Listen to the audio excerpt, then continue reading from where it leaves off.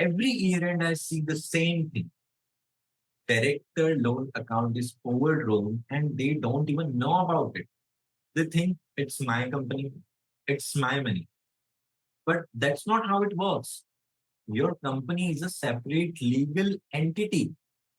And if you have withdrawn something from the company, you need to pay it back. And if you don't pay it back, it gets hits with an extra tax of 33.75%, called as Section 455 tax. That's the reason I built this DLA toolkit that tracks for you every repayment, every drawings, the tax exposure, the deadline, all in one place. Let's quickly see that how it works to avoid extra surprises in the year end. Okay. So here you will get few instructions in this tape. You can read it out later on when you will get this. There is a sheet named as DLA movement. What you need to do is just write down director name, mention your company year end. I'm assuming that as for now, my opening balance is nil. Now, if I take a date, 10th of April 2025,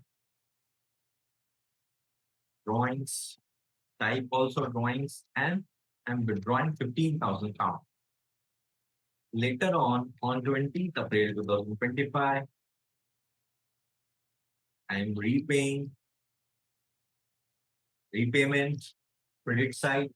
How much I'm repaying? 5,000. Now, before year end, at 30th March 2026, I am again withdrawing.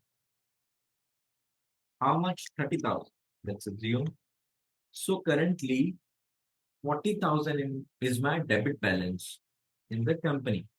So what this toolkit automatically does it automatically tells you that how much would be your as section 455 tax liability according to the tax rate of 33.75%. It also shows you whether bed and breakfasting has been done or not. Let's change and tweak few figures.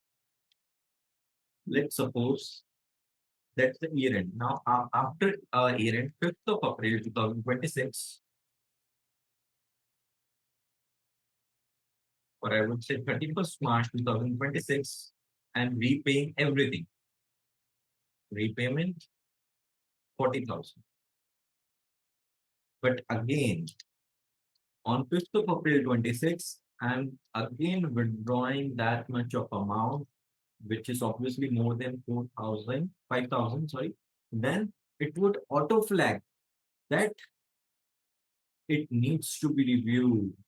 It could be the case of bed and breakfasting, and HMRC may disallow this repayment on 30 on year end on 31st March 2026.